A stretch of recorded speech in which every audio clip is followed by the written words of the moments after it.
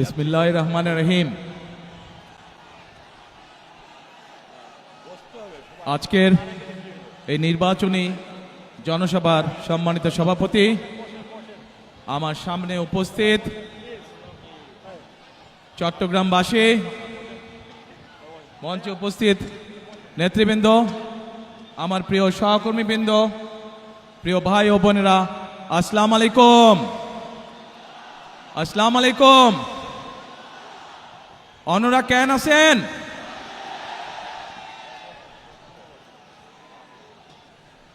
প্রিয় ভাই বোনেরা,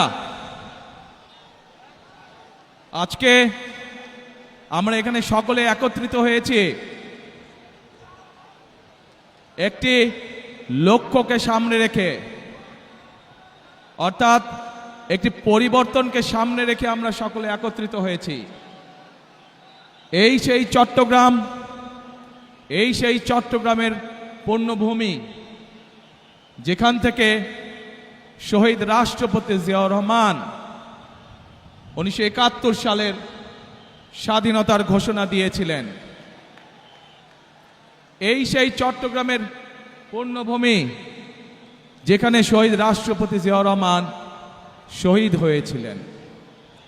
প্রিয় ভাই বোনেরা, এই সেই চট্টগ্রামের পুণ্যভূমি, যেখান থেকে দেশনেত্রী খালেদা জিয়াকে দেশনেত্রী উপাধি দেওয়া হয়েছিল। এই চট্টগ্রামের পুণ্যভূমির সাথে আমি এবং আমার পরিবারের একটি আবেগের সম্পর্ক রয়েছে। প্রিয় ভাই বোনেরা, আজ আমরা এখানে একত্রিত হয়েছি একটু আগেই যেটি বলেছি, একটি পরিবর্তনকে সামনে রেখে। 1971 সালে দেশ স্বাধীন হয়েছিল। সেই স্বাধীনতাকে রক্ষা করেছে 2024 সালের ছাত্র জনতার আন্দোলন। ছাত্র জনতা কেন সেই আন্দোলন করেছিল? কারণ আমরা বিগত 16 বছর ধরে এই দেশের মানুষের রাজনৈতিক এবং অর্থনৈতিক অধিকারকে, বাক স্বাধীনতাকে, ব্যক্তি স্বাধীনতাকে কেড়ে নেওয়া হয়েছিল। দেশের মানুষ পরিবর্তন চেয়েছে। সেই পরিবর্তন, যে পরিবর্তন এই দেশের খেটে খাওয়া মানুষকে নিরাপত্তা দিবে, নিরাপদে ব্যবসা বাণিজ্য, নিরাপদে চাকরি, নিরাপদে রাস্তায় হাঁটার অধিকার দিবে। বাংলাদেশের মানুষ পরিবর্তন চেয়েছে। কোন সে পরিবর্তন? যেই পরিবর্তনের ফলে দেশের সাধারণ মানুষ তাদের সন্তানদের শিক্ষা ব্যবস্থা নিশ্চিত করতে পারবে। বাংলাদেশের মানুষ পরিবর্তন চেয়েছে। কোন সে পরিবর্তন? সেই পরিবর্তন হলো বাংলাদেশের মানুষ যেন তার এবং তার পরিবারের ন্যূনতম চিকিৎসা সুবিধা তারা পায়।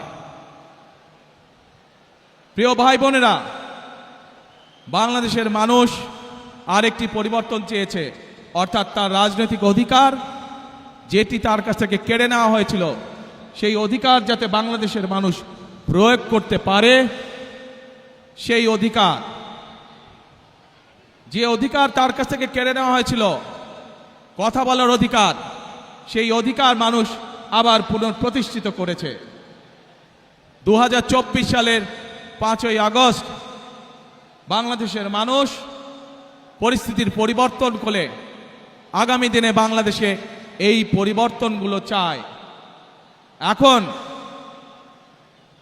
প্রিয় ভাই বোনেরা, আজ এই নির্বাচনী জনসভায় দাঁড়িয়ে একটি রাজনৈতিক দল হিসাবে আমরা আমাদের প্রতিদ্বন্দ্বী দল যারাই হোক না কেন, আমরা তাদের সম্পর্কে আপনাদেরকে হয়তো অনেক কথা বলতে পারি, তাদের হয়তো অনেক দোষ ত্রুটি তুলে ধরতে পারি, কিন্তু তাতে কি জনগণের কোনো উপকার হবে? কি ভাই, আমরা যদি সমালোচনা করার স্বার্থেই যদি সমালোচনা করে দেশের সাধারণ মানুষের কি তাতে কোনো উপকার হবে? উপকার হবে না। আমরা যদি শুধু সমালোচনা করার অর্থে শুধু সমালোচনাই করি, দেশের মানুষের পেট ভরবে? পেট ভরবে না। প্রিয় ভাই বোনেরা, বিএনপি একমাত্র রাজনৈতিক দল যারা যতবার সরকারে ছিল এই দেশের মানুষের ভাগ্যের পরিবর্তনের জন্য কাজ করেছে তারা। এবং সেই জন্যই আমি 17 বছর পর যেদিন দেশের মাটিতে পা রেখেছিলাম সেদিন আমি সমগ্র বাংলাদেশের মানুষের কাছে একটি কথা বলেছিলাম যে উই হ্যাভ এ প্ল্যান, অর্থাৎ আমাদের একটি পরিকল্পনা আছে দেশের মানুষকে ঘিরে, দেশকে ঘিরে।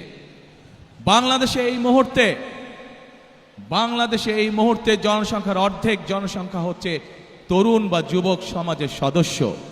এই কোটি কোটি তরুণ যুবক সমাজের সদস্য তারা চায় কর্ম, তারা চায় কাজ, তারা চায় কর্মসংস্থান।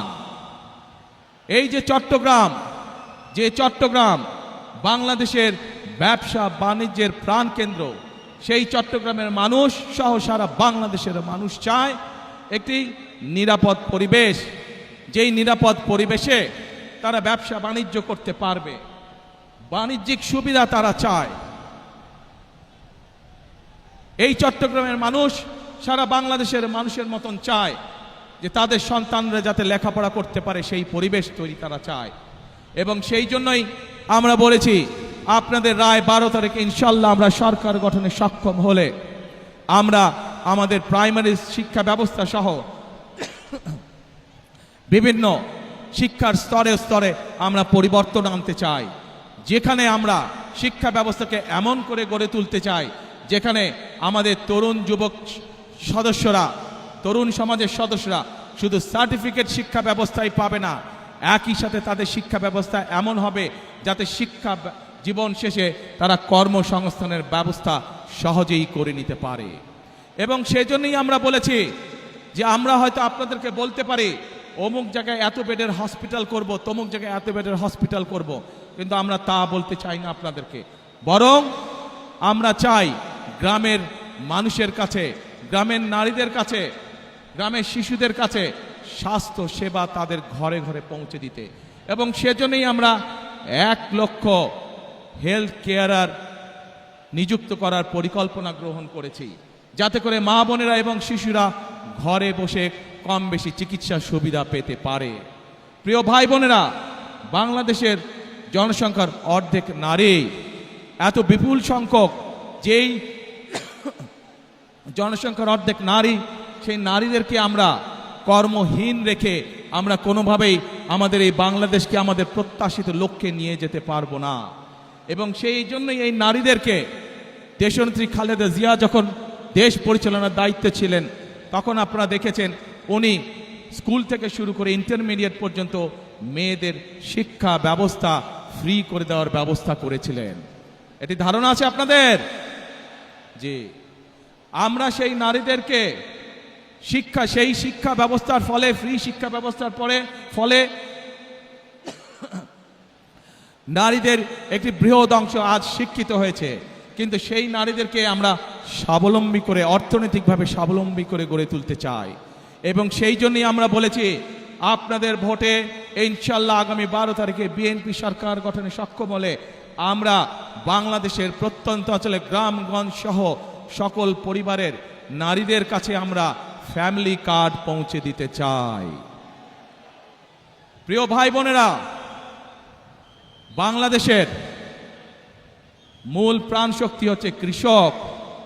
এই কৃষক যদি ভালো থাকে তাহলে বাংলাদেশ ভালো থাকবে। এই বিপুল জনগোষ্ঠীর খাদ্যদ্রব্যের যে ঊর্ধ্বগতি, পণ্যমূল্যের যে ঊর্ধ্বগতি, এই ঊর্ধ্বগতি যদি রোধ করতে হয় তাহলে আমাদেরকে কৃষির উৎপাদন বাড়াতে হবে। এবং কৃষির উৎপাদন বাড়াতে হলে আমাদেরকে কৃষক ভাইদের পাশে, কৃষানী বোনদের পাশে আমাদেরকে দাঁড়াতে হবে। এবং সেই জন্যই আমরা বলেছি আপনাদের ভোটে ইনশাল্লাহ আগামী 12 তারিখে বিএনপি সরকার গঠনে সক্ষম হলে আমরা ধীরে ধীরে বাংলাদেশের সকল কৃষকের কাছে কৃষক কার্ড নামে একটি কার্ড পৌঁছে দিতে চাই, যে কার্ডের মাধ্যমে কৃষক এবং কৃষানী ভাই বোনেরা তারা ঋণ সুবিধা সহ বিভিন্ন সুবিধা তারা পাবে, যাতে করে আস্তে আস্তে তারা অর্থনৈতিকভাবে স্বাবলম্বী হয়ে উঠতে পারে। প্রিয় ভাই বোনেরা, আজ এই চট্টগ্রাম সহ সারা বাংলাদেশের একটি বড় সমস্যা, সেটি হচ্ছে জলাবদ্ধতা। এই চট্টগ্রাম শহর, চট্টগ্রাম জেলার বিভিন্ন উপজেলা সহ সারা বাংলাদেশে খাল বিল নদী নালাগুলো বন্ধ হয়ে গিয়েছে। আমরা আপনাদের ভোটের মাধ্যমে 12 তারিখে ইনশাল্লাহ বিএনপি সরকার গঠনে সক্ষম হলে আমরা সমগ্র বাংলাদেশে খাল কাটা কর্মসূচি চালু করতে চাই। আপনারা কি খাল কাটবেন আমাদের সাথে? কারা কারা খাল কাটবেন হাত তুলেন তো দেখে, কারা কারা? ইনশাল্লাহ আমরা সকলে দুহাতে কোদাল দিয়ে খাল খনন শুরু করব, খাল খনন কর্মসূচি, যাতে করে এই দেশ থেকে জলাবদ্ধতা, বন্যার সমস্যা সবকিছু আমরা দূর করতে পারি। প্রিয় ভাই বোনেরা, এই চট্টগ্রামে ইপিজেড আছে এবং এই চট্টগ্রামের বহু মানুষ এই ইপিজেডে চাকরি বাকরি করার মাধ্যমে তাদের জীবিকা নির্বাহ করে থাকেন। আছে না ইপিজেড? যে ইপিজেড আছে এবং কে ইপিজেড, এই সবগুলোতে লক্ষ লক্ষ মানুষের কর্মসংস্থানের ব্যবস্থা আছে। প্রিয় ভাই বোনেরা, এই কে ইপিজেড এবং বাকি যে ইপিজেডগুলো আছে, এই সবগুলো আপনাদের নিশ্চয়ই ধারণা আছে কোন সময় হয়েছিল? বিএনপি সরকারের সময়, শহীদ রাষ্ট্রপতি জিয়াউর রহমান এবং দেশনেত্রী খালেদা জিয়ার সময় হয়েছিল। ইনশাআল্লাহ 12 তারিখের নির্বাচনে আপনাদের রায়ে ইনশাআল্লাহ বিএনপি সরকারের গঠনে সক্ষম হলে পরে আমরা এই ইপিজেড এর সংখ্যা বৃদ্ধি করব। কে ইপিজেডের মতন আরো ইপিজেড আমরা তৈরি করব, যাতে আরো লক্ষ লক্ষ তরুণ সমাজের সদস্যরা সেখানে চাকরি সংস্থান করতে পারে, কর্মসংস্থান করতে পারে। প্রিয় ভাই বোনেরা, এই অঞ্চলের মানুষের একটি বড় দাবি আছে, যেই দাবিটির ব্যাপারে বিগত বিএনপি সরকার উদ্যোগ গ্রহণ করেছিল কিন্তু সম্পূর্ণ করে যেতে পারেনি। দেশনেত্রী খালেদা জিয়া উদ্যোগ গ্রহণ করেছিলেন কিন্তু সময়ের অভাবে সম্পূর্ণ করে যেতে পারেনি। আমরা দেখেছি বিগত 15 বছরে এই ব্যাপারে কোনো উদ্যোগ কেউ গ্রহণ করেনি। এই উদ্যোগ যদি গ্রহণ করা হয় তাহলে শুধু এই চট্টগ্রামের মানুষ নয়, সমগ্র চট্টগ্রাম সহ সারা দেশে বহু মানুষের কর্মসংস্থান হবে, সারা দেশে ব্যবসা বাণিজ্য অনেক চাঙ্গা হবে, যাতে করে মানুষের কর্মসংস্থান হবে, মানুষ চাকরি ব্যবসা বাণিজ্য করে খেতে পারবে। কি সেটি? বাণিজ্যিক রাজধানী। ইনশাআল্লাহ বিএনপি আগামী 12 তারিখে নির্বাচনে আপনাদের সমর্থনে বিএনপি সরকার গঠনে সক্ষম হলে খালেদা জিয়ার সেই উদ্যোগ যত দ্রুত সম্ভব আগামী বিএনপি সরকার সেটিকে বাস্তবায়ন করবে, যাতে করে এই এলাকার মানুষ ব্যাংকিং সুবিধা সহ সকল কিছু এখানে বসেই কাজ সেরে নিতে পারে। প্রিয় ভাই বোনেরা, 1 মিনিট দাঁড়াও, কথা শুনো, আগে কথা শুনো ভাই, কথা শুনো।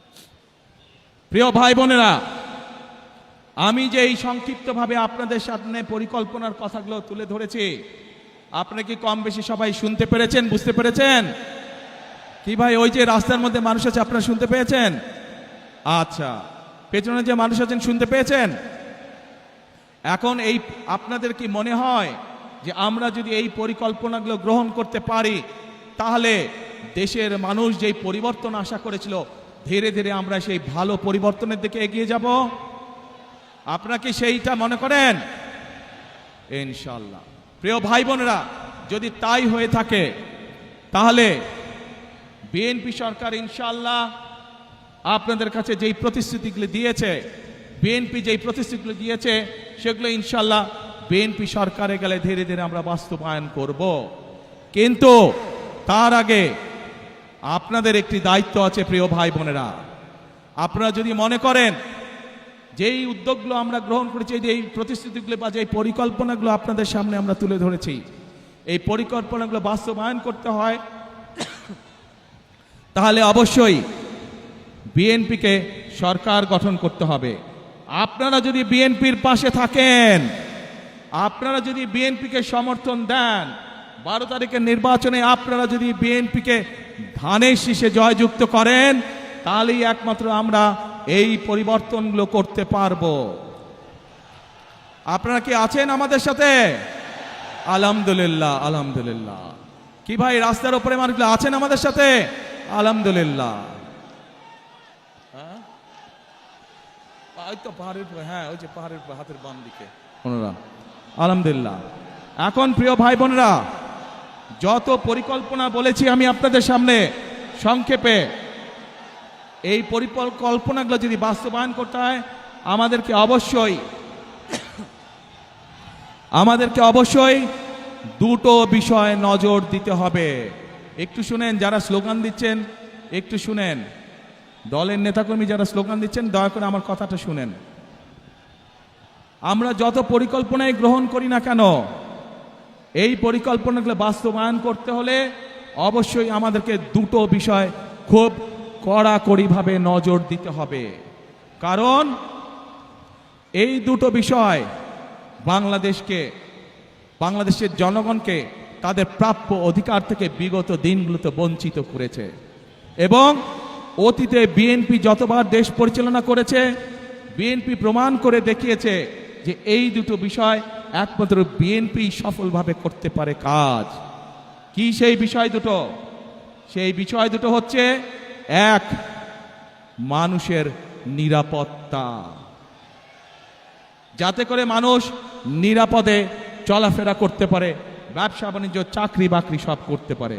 প্রিয় ভাই বোনেরা, বিগত সময় যখন বিএনপি ক্ষমতায় ছিল, দেশনেত্রী খালেদা জিয়া যখন দেশ পরিচালনা করেছেন, আপনারা দেখেছেন যেই হোক না কেন, এমনকি আমাদের দলের অনেক লোক যারা কোনো অনৈতিক কাজে নিজেকে জড়িত করেছে, আমরা তাদেরকেও ছাড় দেইনি। আজ এই দেশের জনগণ, এই দেশের মানুষ যদি বিএনপির পাশে থাকে, ইনশাআল্লাহ আগামী দিনে আমরা একইভাবে কঠোর হস্তে দেশের আইন শৃঙ্খলাকে নিয়ন্ত্রণ করব, যাতে দেশের সাধারণ মানুষ, খেটে খাওয়া মানুষ যাতে করে নির্বিঘ্নে জীবিকা নির্বাহ করতে পারে। প্রিয় ভাই বোনেরা, আমরা যতই পরিকল্পনা গ্রহণ করি, আরেকটি বিষয় আছে, যদি সেই বিষয়টিকে আমরা নিয়ন্ত্রণ না করি তাহলে আমাদের কোনো পরিকল্পনা সফল হবে না। কি সেটি? সেই বিষয়টাও বিএনপি অতীতে প্রমাণ করেছে একমাত্র বিএনপির পক্ষেই সম্ভব সেই বিষয়টিকে নিয়ন্ত্রণ করা, এবং সেটি হলো দুর্নীতি। যে কোনো মূল্যে আগামী বিএনপি সরকার দুর্নীতির টুটি চেপে ধরবে। এই দুটি হচ্ছে আমাদের কমিটমেন্ট এই দেশের মানুষের কাছে। কারণ বিএনপি সরকার অতীতেও প্রমাণ করেছে, 96 সাল থেকে 2001 সাল পর্যন্ত যেই সরকার ছিল, তারা দুর্নীতিতে দেশকে নিচের দিকে নিয়ে গেছিল। 2001 সালে যখন দেশনেত্রী খালেদা জিয়া আপনাদের রায়ে দেশের দায়িত্ব পান, তখন ধীরে ধীরে ধীরে দেশনেত্রী খালেদা জিয়া দুর্নীতির করাল গ্রাস থেকে দেশকে বের করে নিয়ে এসেছেন। কাজে প্রমাণ হয়েছে, দেশের আইন শৃঙ্খলাই হোক, আইন সবার জন্য সমান। অপরাধীর পরিচয় কোনো দল দিয়ে নয়, অপরাধীর পরিচয় সে আইনের দৃষ্টিতে অপরাধী, এবং অপরাধী যেই হোক তার বিরুদ্ধে দেশের আইন অনুযায়ী ব্যবস্থা হবে। কাজেই দুর্নীতি যেই করুক, দুর্নীতি যারাই করুক, তাদের বিরুদ্ধে দেশের আইন একইভাবে প্রযোজ্য হবে। কাজেই পরিষ্কারভাবে আজকে আমি আপনাদের সহ এখানে হাজার লক্ষ মানুষের সামনে পরিষ্কারভাবে বলে দিতে চাই, আমরা যেসব পরিকল্পনা গ্রহণ করেছি, সেই সব পরিকল্পনার মধ্যে কেউ যদি আইন শৃঙ্খলা ভঙ্গ করে বা দুর্নীতির মাধ্যমে সেগুলিকে বাধাগ্রস্ত করেন, তাদেরকে কোনো ছাড় আমরা দেব না ইনশাআল্লাহ। প্রিয় ভাই বোনেরা, আজ সময় এসেছে পরিবর্তনের। এই পরিবর্তনকে যদি সত্যিকারভাবে মিনিংফুল পরিবর্তন করতে হয়, দেশের মানুষের ভাগ্যের পরিবর্তন করতে হয়, তাহলে আমাদের সকলকে আজ ঐক্যবদ্ধ থাকতে হবে। প্রিয় ভাই বোনেরা, আপনাদের সকলকে সতর্ক করে সজাগ দৃষ্টি রাখার জন্য, একটি বিষয় সজাগ দৃষ্টি রাখার জন্য আমি অনুরোধ করব। বিগত 15-16 বছর আপনারা এখানে বহু নতুন ভোটার আছে যারা জীবনে কোনোদিন ভোট দিতে পারেনি। পেরেছিলেন আপনারা? আপনাদেরকে ভোটের অধিকার থেকে বঞ্চিত করে রাখা হয়েছিল। প্রিয় ভাই বোনেরা, এই সেই চট্টগ্রাম, যেই চট্টগ্রামে মুক্তিযুদ্ধের সময় বলি, গণতন্ত্রের অধিকার আন্দোলনের সময় বলি, 2024-এর আন্দোলনের সময়ের কথাই বলি না কেন, ওয়াসিম আকরাম সহ আরও যে সকল মানুষ এখানে শহীদ হয়েছেন তাদের কথা বলি। এই সেই চট্টগ্রাম, যেই চট্টগ্রামে সমতল এবং পাহাড়ের মানুষ একসাথে বসবাস করেন। আমরা চাই সমতল এবং পাহাড়ের মানুষ, আন্দোলনের সময় আমরা দেখিনি কে সমতলের মানুষ কে পাহাড়ের সময়, ৭১ সালে যুদ্ধের সময় আমরা দেখিনি কে সমতলের মানুষ কে পাহাড়ের মানুষ। আমরা চাই সকলকে নিয়ে আমাদের সেই প্রত্যাশিত বাংলাদেশকে গড়ে তোলার জন্য। সে পাহাড়ের মানুষ হোক, সে সমতলের মানুষ হোক, সে ইসলাম ধর্মের মানুষ হোক, সে অন্য কোনো ধর্মের মানুষ হোক, আমরা সকলকে নিয়ে আমাদের প্রত্যাশিত বাংলাদেশকে গড়ে তুলতে চাই। এবং সেই প্রত্যাশিত বাংলাদেশকে যদি গড়ে তুলতে হয়, তাহলে আজকে আমি এখানে আপনারা যে লাখো মানুষ উপস্থিত আছেন, আপনারা সহ আপনাদের মাধ্যমে আপনাদের এলাকার লক্ষ কোটি মানুষের কাছে আমি আহ্বান রাখবো, গণতন্ত্রে যারা বিশ্বাস করেন, মানুষের বাক স্বাধীনতায় যারা বিশ্বাস করেন, গণতন্ত্রের স্বাধীনতায় যারা বিশ্বাস করেন, সকলকে আমি আহ্বান জানাবো ধানের শীষ তথা বিএনপির উপর আস্থা রাখুন। ইনশাল্লাহ ধানের শীষ এবং বিএনপি নির্বাচিত হলে আপনাদেরকে সাথে নিয়ে, এই দেশের খেটে খাওয়া মানুষকে সাথে নিয়ে বিএনপি তাদের প্রত্যাশিত বাংলাদেশ গড়ে তোলার কাজে হাত দেবে ইনশাল্লাহ অতীতের মতন। প্রিয় ভাই বোনেরা, সেজন্যই আমি সবসময় একটি কথা বলে থাকি, গড়ব কাজ, গড়ব দেশ, সবার আগে বাংলাদেশ। করব কাজ, গড়ব দেশ, সবার আগে বাংলাদেশ। কাজে আমাদের বাংলাদেশকে যদি আমাদের মতন সুন্দর করে গড়ে তুলতে হয়, তাহলে গণতন্ত্রের পক্ষে সকল শক্তিকে আজ ঐক্যবদ্ধ থাকতে হবে। যে কারণেই ওয়াসিম আকরাম সহ বহু মানুষ তাদের জীবনকে উৎসর্গ করেছেন। তাদের জীবনের মূল্যকে যদি আজ আমাদের তাদের মূল্য দিতে হয়, তাদের জীবনের ত্যাগকে, তাহলে অবশ্যই আজকে আমাদের মানুষের যে প্রত্যাশা, সেই প্রত্যাশা পূরণের জন্য কাজ করতে হবে। এবং যা মাত্র বললাম আমি, ইনশাল্লাহ ধানের শীষের উপর আস্থা রাখুন, ইনশাল্লাহ বিএনপির উপর আস্থা রাখুন। বিএনপি আপনাদেরকে সাথে নিয়ে আপনাদের সেই প্রত্যাশা পূরণে কাজ করবে। প্রিয় ভাই বোনেরা, বিগত 15 বছর যেভাবে আপনাদের রাজনৈতিক এবং অর্থনৈতিক অধিকার ছিনিয়ে নেওয়া হয়েছিল, সেরকম একটি ষড়যন্ত্র আবারও শুরু হয়েছে। আপনাদের প্রতি আমার আহ্বান, এই ষড়যন্ত্র সম্পর্কে সকালে সজাগ থাকবেন, সতর্ক থাকবেন, যাতে আবার আপনাদের অধিকার কেউ ছিনিয়ে নিতে না পারে। আপনাদের ভোটের অধিকার, আপনাদের কথা বলার অধিকার, আপনাদের বেঁচে থাকার অধিকার যাতে আবার কেউ ছিনিয়ে নিতে না পারে। 12 তারিখে নির্বাচন, ইনশাআল্লাহ এই নির্বাচনের দিন আপনাদের কাছে আমার প্রত্যাশা, কখন যাবেন ভোট দিতে? না, এবার ফজরে গেলে হবে না, এবার তাহাজ্জুদের নামাজ পড়ার জন্য উঠতে হবে। তাহাজ্জুদের নামাজ পড়বেন এবং ভোট কেন্দ্রের সামনে গিয়ে, যার যেই ভোট কেন্দ্রের সামনে গিয়ে ফজরের নামাজ জামাত করে আদায় করবেন এবং তারপরে লাইন দিয়ে ভোটের জন্য দাঁড়িয়ে যাবেন যখনই ভোট কেন্দ্র খুলবে। পারবেন ইনশাআল্লাহ? তাহলে কথা একটাই, করব কাজ, গড়ব দেশ, সবার আগে বাংলাদেশ। আল্লাহ হাফেজ। বাংলাদেশ জিন্দাবাদ, বাংলাদেশ জাতীয়তাবাদী দল জিন্দাবাদ। আসসালামু আলাইকুম। আমি আপনাদের সাথে, আপনারা চেনেন, আপনারা এই মানুষগুলোকে চেনেন, তারপরেও যে মানুষগুলো আগামী দিনে এই এলাকার মানুষের উন্নয়নের রাজনীতির সূচনা করবে, সেই মানুষগুলোর সাথে আপনাদেরকে আমি পরিচয় করিয়ে দিচ্ছি। যেহেতু এখানে চট্টগ্রাম জেলার সকল প্রার্থী উপস্থিত আছেন, কক্সবাজার জেলার সকল প্রার্থী আমার পাশে দাঁড়িয়েছেন। আপনাদের এলাকার উন্নয়নের দায়িত্ব এই মানুষগুলোর উপরে থাকবে, যাতে আপনাদের এলাকায় উন্নয়ন হচ্ছে কি হচ্ছে না, আপনারা নির্বাচিত করার পরে এই মানুষগুলোর কাছে কি আপনার অভাব অভিযোগ আপনারা জানাতে পারবেন। এদেরকে যদি নির্বাচিত করেন আপনারা, তাহলে এরা আপনাদের কাছে জবাবদিহি করতে দায়বদ্ধ থাকবে। সকল মা বোন সহ সকল ভাইদের প্রতি আমার অনুরোধ, 12 তারিখে যাতে কেউ কোনোভাবে আপনাদের ভোটের অধিকার কেড়ে নিতে না পারে, সেই ব্যাপারে সদা সতর্ক দৃষ্টি রাখবেন। ইনশাল্লাহ সতর্ক থাকবে। আপনার সকলে হাত এই ধানের শীষে তুলেন। প্রিয় ভাই বোনেরা, এই আমার হাতের ডান এবং বাম পাশে যেই মানুষগুলো দাঁড়িয়ে আছে, এরা হচ্ছে ধানের শীষের প্রতিনিধি। ইনশাআল্লাহ 12 তারিখে এদেরকে জয়যুক্ত করবেন, যাতে আপনার জীবনকে আপনি নিরাপদ করতে পারেন, আপনার এলাকার উন্নয়নকে আপনি নিশ্চিত করতে পারেন। আল্লাহ হাফেজ। বাংলাদেশ জিন্দাবাদ, বাংলাদেশ জাতীয়তাবাদী দল জিন্দাবাদ। আসসালামু আলাইকুম।